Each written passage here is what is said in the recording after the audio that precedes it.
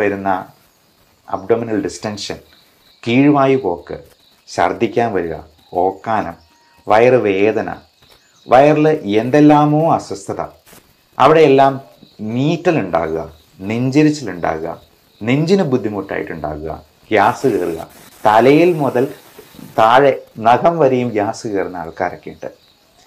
നമുക്കറിയാം, നമുക്ക് പറ്റാത്ത എന്തെങ്കിലും സാധനങ്ങളൊക്കെ ഉള്ളിൽ ചെന്ന് കഴിഞ്ഞിട്ടുണ്ടെങ്കിൽ അതെന്തെല്ലാം റിയാക്ഷൻ ഉണ്ടാക്കും. നമുക്ക് സ്കിന്നിലൊക്കെ ചൊറിഞ്ഞു കടിക്കുമ്പോൾ തന്നെ അതിൻ്റെ ബുദ്ധിമുട്ട് എന്തുമാത്രമുണ്ട്. ഇതുപോലെ വയറിനുള്ളിൽ, നമ്മുടെ വയറിൻ്റെ എപ്പിത്തീലിയൽ ലൈനിങ്ങിൽ ഒക്കെ ഇങ്ങനെ ചൊറിഞ്ഞു കടിച്ചതുപോലുള്ള ലീഷൻസ് ഉണ്ടായാലോ, അതുപോലെ അൾസേഴ്സ് ഉണ്ടായെന്നാലോ, ഈ പറയുന്ന നീറ്റിലൊക്കെ എങ്ങനെയാണ് ഉണ്ടാവുക? നമുക്ക് കയ്യിലുണ്ടാകുന്ന നീറ്റിൽ പോലെ ആയിരിക്കത്തില്ല വയറിനുള്ളിലുണ്ടാകുന്ന നീറ്റിലും ഗ്യാസും പുകച്ചിലുമൊക്കെ അത് ചിലപ്പോൾ മറ്റേതെങ്കിലും ഒരു തരത്തിലായിരിക്കും. പലപ്പോഴും ulcerative colitis, irritable bowl syndrome, Crohn's disease തുടങ്ങിയ കാര്യങ്ങളൊക്കെ നമ്മളൊരു എൻഡോസ്കോപ്പി ചെയ്ത് നോക്കുമ്പോഴത്തേക്കും ചിലപ്പോൾ കാണാൻ പറ്റും അൾസേഴ്സ് ഇങ്ങനെ നിറഞ്ഞു നിൽക്കുന്നത്. അതിന് ചുറ്റും ഈ ദേഹം ചൊറിഞ്ഞു കളിച്ചിരിക്കുന്നത് പോലെ തന്നെയുള്ള ലീഷൻസ് കാണാം. അതേപോലെ പലതരത്തിലുള്ള ഇൻഫെക്ഷൻസ് ഉണ്ടാകാം. എല്ലാം നമ്മൾ കഴിക്കുന്ന ഭക്ഷണത്തിൽ തന്നെ ഉണ്ടാകുന്നതാണ്. നമുക്ക് പറ്റാത്ത പല ഭക്ഷണങ്ങളും ഉള്ളിൽ ചെല്ലുന്നുണ്ടാവാം. ഇപ്പോൾ നമ്മുടെ സ്കിന്നിൽ എന്തെങ്കിലും ഒരു ചൊറിയണം പോലെ ഒരു സംഗതി തട്ടുന്നാൽ പോലും നമുക്ക് ചൊറിഞ്ഞു തടിക്കും, തിണുർക്കും. ഇതേപോലെ തന്നെ നമ്മുടെ കൊച്ചു കുട്ടികളിൽ പോലും പലതരത്തിലുള്ള വിരശല്യങ്ങളും അവർക്ക് പറ്റാത്ത ഭക്ഷണങ്ങളും അകത്ത് ചെല്ലുന്നത് കൊണ്ടുള്ള റിയാക്ഷൻ ഉണ്ടാകുന്നുണ്ട്, അലർജി ഉണ്ടാകുന്നുണ്ട്. പലപ്പോഴും ഈസ്നോഫിൽ കൗണ്ട് ഒരു പരിധിയിൽ കൂടുതൽ, അതായത് 8-9% ഒക്കെ ഉണ്ടെന്നുണ്ടെങ്കിൽ നമ്മൾ കൊച്ചുകുട്ടികൾക്കും മുതിർന്നവർക്കും ഉറപ്പായിട്ടും കൊടുക്കുന്ന ഒരു മരുന്നുണ്ട്, ആൽബൻഡസോൾ.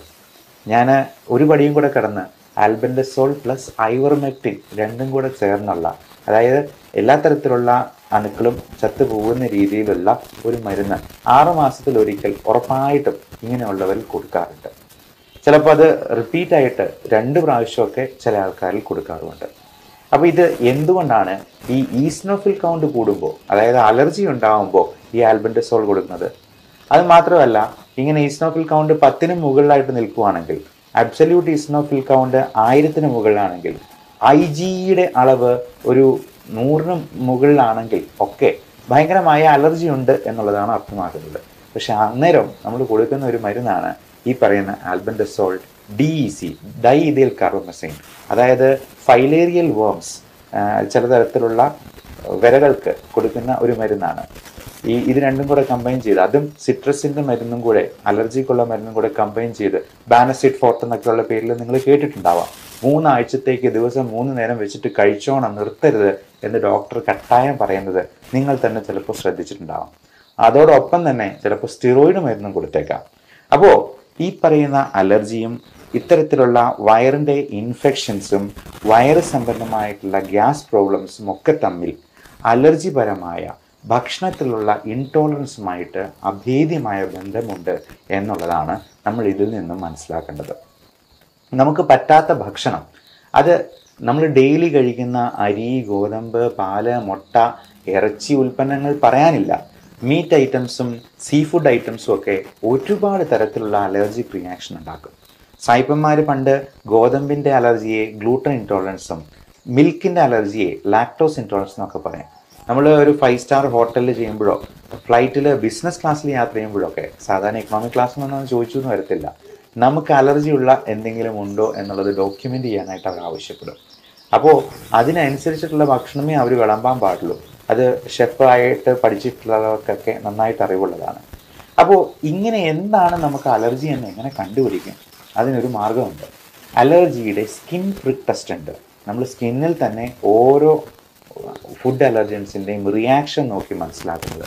അപ്പോൾ നമ്മൾ ഒരു അലർജിയുള്ള സാധനം തൊട്ടെന്നുള്ള റിയാക്ഷൻ പോലെ നമ്മൾ ഇതൊന്ന് ചെറുതായിട്ടൊന്ന് പോറിച്ച് കൊടുക്കുമ്പോൾ അതിൽ വരുന്ന റിയാക്ഷൻ, അത് കോളം വരച്ച് വളരെ സിസ്റ്റമാറ്റിക് ആയിട്ടാണ് ചെയ്യുന്നത്.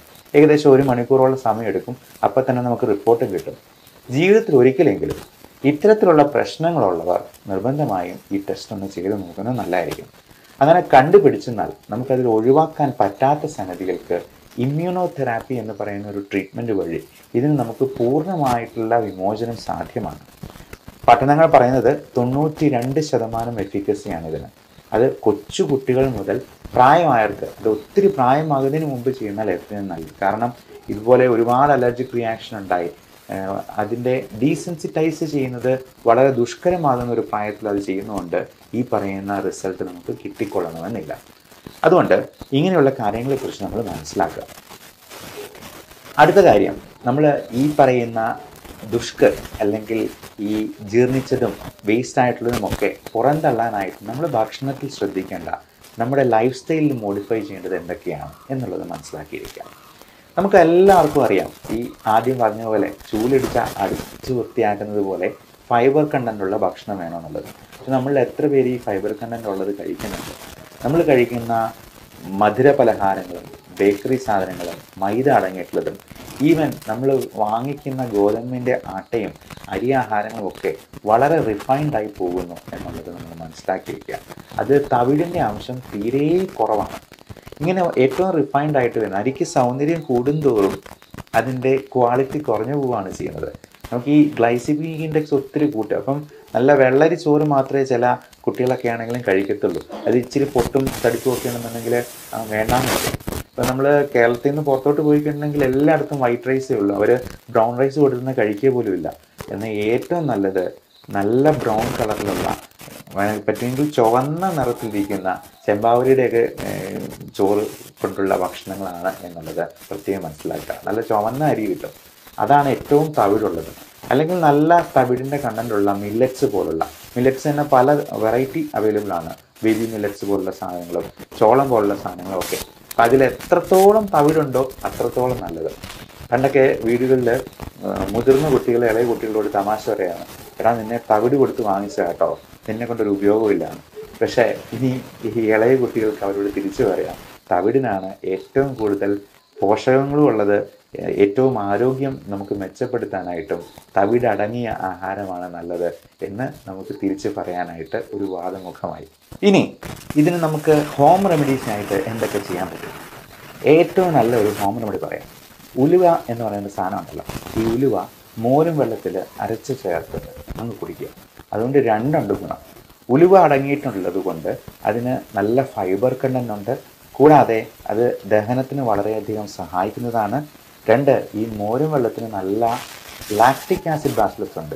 ഈ പ്രീ ആൻഡ് പ്രോബയോട്ടിക്സ് എന്ന് പറയുന്ന കാറ്റഗറിയിലുള്ള കുറച്ച് ഗട്ട് ബാക്ടീരിയ ഉണ്ട്. അതായത് നമ്മുടെ ഇൻഡസ്ട്രിയിലെ നമ്മുടെ സുഹൃത്തുക്കളായിട്ടുള്ള ചില അണുക്കളുണ്ട്. അവന്മാരൊക്കെ പലപ്പോഴും നമ്മുടെ അശ്രദ്ധ കൊണ്ട് ചത്തുപോകുന്നുണ്ട്. പക്ഷേ നമുക്ക് ഇവന്മാരെയൊക്കെ വേണം. കാരണം ഇതെല്ലാം നല്ല രീതിയിൽ പുറന്തള്ളാനായിട്ടും ദഹനം സഹായിക്കാനായിട്ടും ഇവന്മാരെ വേണം. അല്ല എന്നുണ്ടെങ്കിൽ നമ്മൾ ഈ കീഴ്വായു വിടുമ്പോൾ വരുന്നത് എത്രയോ ടോക്സിക് ആയിട്ടുള്ള കെമിക്കൽസും ഗ്യാസും ആണെന്നറിയാമോ? ഹൈഡ്രജൻ സൾഫൈഡ് എന്ന് പറയുന്ന ഗ്യാസാണ് ആ കീഴ്വായു പോകുമ്പോൾ അത്ര ദുസ്സഹമായിട്ടുള്ള ഒരു ദുർഗന്ധം ഉണ്ടാക്കുന്നത്. അതുപോലെ മീഥെയിൻ പോലുള്ള ഗ്യാസുകളും അമോണിയ പോലുള്ള വിഷവാതകങ്ങൾ പോലും പല അസുഖങ്ങളിലും ഉണ്ടായി വരുന്നുണ്ട് എന്നുള്ളത് മനസ്സിലാക്കുക. അപ്പോൾ ഇതിലൊക്കെ ഇപ്പോൾ ഈ അമോണിയ അത് ഒത്തിരി കൂടി കഴിയുമ്പോഴത്തേക്കുമാണ് ഈ ലിവറിൻ്റെ പ്രോബ്ലംസ് ഉള്ളവർക്ക് ബോധക്കേടും ബോധക്ഷയവും ഒക്കെ ഉണ്ടാക്കുന്ന ഹെപ്പാറ്റിക് എൻകെഫലോപ്പതി എന്ന് പറയുന്ന ഒരു കണ്ടീഷനിലോട്ട് പോകും. ആൾ ബോധം കെട്ടു പോകും. അപ്പോൾ ഈ അമോണിയയുടെ അളവ് ഒത്തിരി ക്രമാതീതമായിട്ട് കൂടുകയും അത് ലിവറിൻ്റെ പ്രശ്നങ്ങൾ കൊണ്ട് ഉണ്ടാകാം, കിഡ്നിയുടെ പ്രശ്നങ്ങൾ കൊണ്ടുണ്ടാകാം, ദഹന സംബന്ധമായിട്ടുള്ള മറ്റ് പ്രശ്നങ്ങൾ കൊണ്ടുണ്ടാകാം, ശ്വാസകോശ സംബന്ധമായ രോഗങ്ങളിലോട്ട് പോലും ഈ GERD പുളിച്ചു തികട്ടൽ, ഗേർഡ് എന്ന് പറയുന്ന ഗ്യാസ്ട്രോ ഈസോഫാജിയൽ റിഫ്ലക്സ് ഡിസീസ്, ചുമ ഉണ്ടാക്കാൻ ഒരു വലിയ കാരണമാണെന്ന് എത്ര പേർക്കറിയാം. പലപ്പോഴും ഈ ചുമ പലയിടത്തും ട്രീറ്റ് ചെയ്തിട്ട് ഒരിക്കലും ഭേദമാകാതെ നമ്മുടെ അടുത്ത് വന്നപ്പോൾ ജസ്റ്റ് ഒരു പാൻഡോപ്രസോൾ ടാബ്ലറ്റ് അല്ലെങ്കിൽ ഒരു ഡോംസ്റ്റാൾ ടാബ്ലറ്റും കൂടെ കൂട്ടി ചേർത്ത് കൊടുക്കുമ്പോഴത്തേക്കും ആ ചുമ മാറുന്ന കാണാം. അതുപോലെ കാൽഷ്യം കുറഞ്ഞു പോകുന്നത് കൊണ്ട് ചുമ കുറയാം, മഗ്നീഷ്യം കുറഞ്ഞു പോകുന്നതുകൊണ്ട് ദഹനം പ്രോപ്പർ ആകാതെ വരാം, കോൺസ്റ്റിപ്പേഷൻ ഉണ്ടാകാം എന്നൊക്കെ നമുക്ക് ശരിക്കും അറിവില്ല എന്നുള്ളതാണ് ശരിയായിട്ടുള്ള വസ്തുത. അപ്പോൾ മഗ്നീഷ്യം കണ്ടൻറ്റ് കൂടുതലുള്ള ഭക്ഷണങ്ങൾ കഴിക്കുന്നതിനോടൊപ്പം തന്നെ അതിനെ കുറച്ച് കളയുന്ന സ്ട്രെസ് ഫാക്ടറും സ്മോക്കിങ്ങും പിന്നെ നമ്മുടെ ഭക്ഷണത്തിലുള്ള പലതരത്തിലും ഈ ബെവറേജസ് പോലുള്ള ആൽക്കഹോൾ പോലുള്ള സാധനങ്ങൾ, കോഫി ഒത്തിരി കുടിക്കുന്നതൊക്കെ നമ്മൾ ഈ മഗ്നീഷ്യത്തെ കുറച്ച് കളയേണ്ടിയിരിക്കും. പലപ്പോഴും ഈ ഉറക്കമില്ലായ്മയൊക്കെ തന്നെ മഗ്നീഷ്യവും കാൽഷ്യവും കുറച്ച് പോകാനായിട്ടും വൈറ്റമിൻ D3യുടെ അളവ് കുറഞ്ഞു പോകാനും ഇത് തന്നെ പലതരത്തിലുള്ള സ്ട്രെസ് ഫാക്ടർ ഇൻഡ്യൂസ്ഡ് ആയിട്ടുള്ള ഗ്യാസ്ട്രൈറ്റിസും ഉണ്ടാക്കും.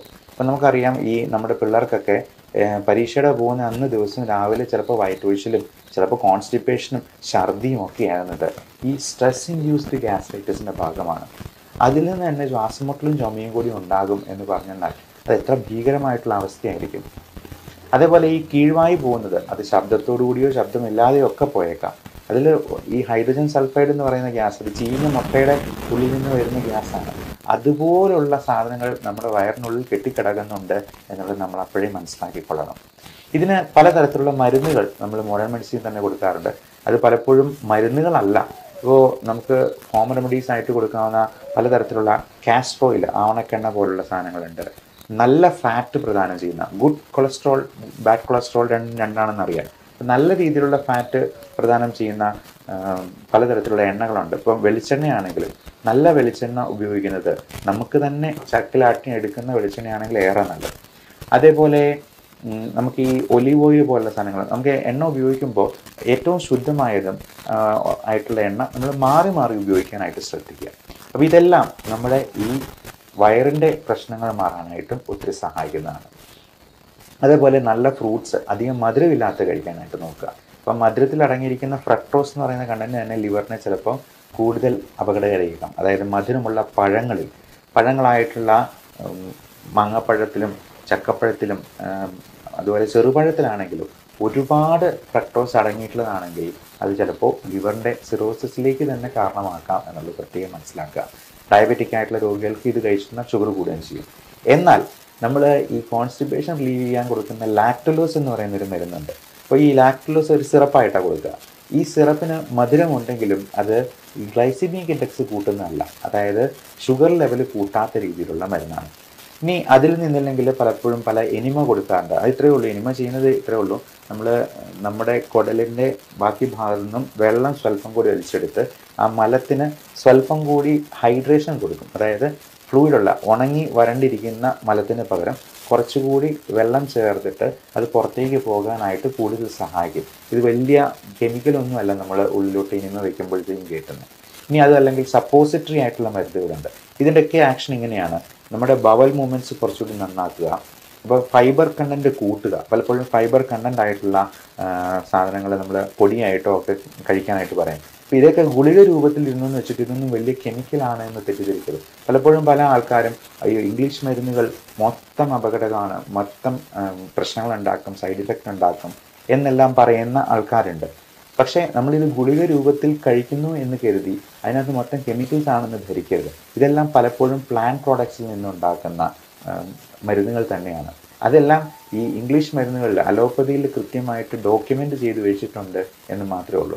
പലപ്പോഴും ആയുർവേദത്തിലും ഈ പറയുന്ന ഗുളിക രൂപത്തിൽ കൊടുക്കാറുണ്ട്, അല്ലെങ്കിൽ സിറപ്പ് രൂപത്തിൽ കൊടുക്കാറുണ്ട്. അപ്പോൾ ഈ ഗുളിക രൂപത്തിൽ കാണുന്ന എല്ലാ കെമിക്കൽസ് ആണ് എന്ന് തെറ്റിദ്ധരിക്കരുത്. ഇപ്പോൾ പ്രകൃതിയിൽ നിന്ന് തന്നെ കിട്ടുന്ന മറ്റ് സാധനങ്ങൾക്ക് അതിനേക്കാൾ സൈഡ് എഫക്റ്റ് ഉണ്ടാവാം.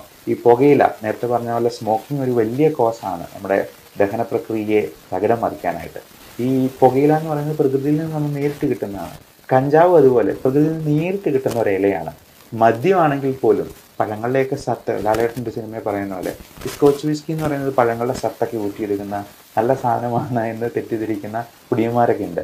അപ്പോൾ ഇതൊക്കെ നമുക്ക് ഒരു സൈഡ് ഇഫക്റ്റും ഉണ്ടാക്കുന്നില്ലേ എന്ന് ചോദിച്ചാൽ തന്നെ അതിനകത്തുള്ള ആ ഒരു മണ്ടത്തരം, ഉദ്ദേശശുദ്ധി ഇല്ലായ്മ നമുക്ക് മനസ്സിലാക്കിയെടുക്കാവുന്നതേ ഉള്ളൂ. അതുപോലെ പലതരത്തിലുള്ള വിഷക്കായ്കളുണ്ട്. നമ്മുടെ ഭക്ഷണത്തിൽ തന്നെ ഉൾപ്പെടുന്ന പലതും നമുക്ക് അലർജി ഉണ്ടാക്കിയേക്കാം. ഇത്തരത്തിലുള്ള കാര്യങ്ങളെക്കുറിച്ച് നമ്മൾ കൃത്യമായി മനസ്സിലാക്കുക. അതിന് വേണ്ട നടപടികൾ നമ്മുടെ ഭക്ഷണശീലങ്ങളിലും ജീവിതചര്യയിലും കൈക്കൊള്ളുക. എക്സസൈസ്, വ്യായാമം, നിത്യാഭ്യാസി കല്ല് കഴിച്ചെന്നാലും ദഹിച്ചു പോകും എന്നാണ് പറയപ്പെടുക.